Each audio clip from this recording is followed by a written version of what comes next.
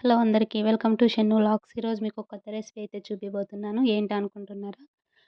చిక్కుడుకాయతో అయితే సాంబార్ అయితే చూపియబోతున్నాను. కొత్తగా ఉంది కదా! నేను కూడా ఫస్ట్ టైం వినడం. మా అత్తగారు ఊరు సైడ్ అయితే ఎక్కువగా చేస్తారంట. మా సైడ్ ఆంధ్ర సైడ్ అయితే ఇది ఎక్కువగా చేయరు. తాలింపు అయితే చేస్తారు. ఇలా అయితే చేయరు. చూద్దాం ఎలా ఉంటుందో. ముందుగా అయితే చిక్కుడుకాయలు అయితే కొన్ని అయితే తీసుకున్నాను. ఒక 1/4 కిలో ఉంటాయి.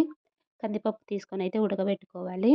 ఇది ఉడికేటప్పుడు ఇందులోనే నవ్వుకూరలు, ఉర్లగడ్డ కట్ చేసుకొని అయితే వేసుకోవాలి చిన్న చిన్న ముక్కలుగా.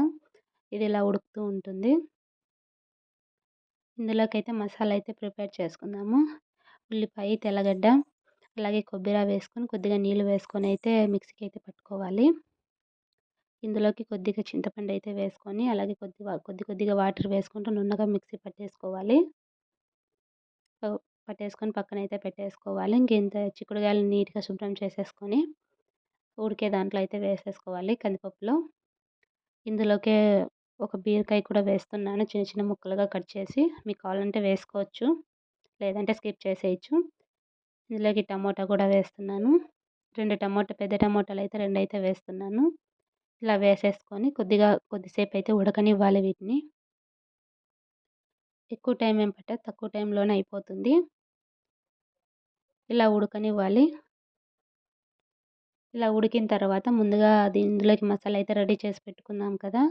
ఆ మసాలా అయితే ఇందులోకైతే వేసుకోవాలి. కొద్దిగా ఉప్పు మీ టేస్ట్‌కి తగినట్లు ఉప్పు, కారము, అలాగే సాంబార్ పొడి వేసుకోవాలి. కారము, సాంబార్ పొడి ఇంట్లో రెడీ చేసినదే. సాంబార్ పొడి కూడా ఇంట్లోనే రెడీ చేసినదే. ఎప్పుడైనా వీడియో కావాలని చెప్పండి. ఫుల్ వీడియో అయితే పెడతాను. ఇలా ఇవి మసాలాలు వేసుకొనేసి కాసేపు ఉడకనివ్వాలి వీటిని. ఇలా ఉడికేటప్పుడు ఇందులోనే కొద్దిగా పసుపు అయితే వేసుకుంటున్నాను. ఈ పసుపు వేసేసుకొని కాసేపు అయితే ఉడకనివ్వాలి. ఇదంతా కలుపుకొనేసి కలర్‌ఫుల్‌గా ఉంది కదా! వెజిటబుల్స్ అన్నీ కలిసేసరికి హెల్త్‌కి కూడా చాలా మంచిదిది. చూసారా ఇలా ఉడికితే సరిపోతుంది.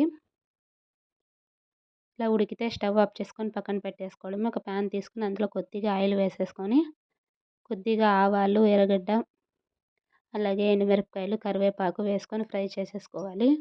ఫ్రై చేసేసుకొని సాంబార్లో అయితే వేసుకోవాలి. ఇలా పోపు పెట్టేసుకుంటే టేస్ట్ ఇంకా బావుంటుంది. అంతే సింపుల్‌గా సాంబార్ అయితే రెడీ అయిపోయింది. చిక్కుడుకాయ సాంబారు. టేస్ట్ ఎలాగుంటుందనుకున్నా టేస్ట్ కూడా చాలా బావుంది. ఇది రాగి సంగట్లోకి, అన్నంలోకి అందుకు చాలా బావుంటుంది. సంగట్లోకి అందుకు. మీకు కావాలంటే చపాతీ, దోసలోకైనా తినొచ్చు. చాలా బావుంటుంది ఇది టేస్టు.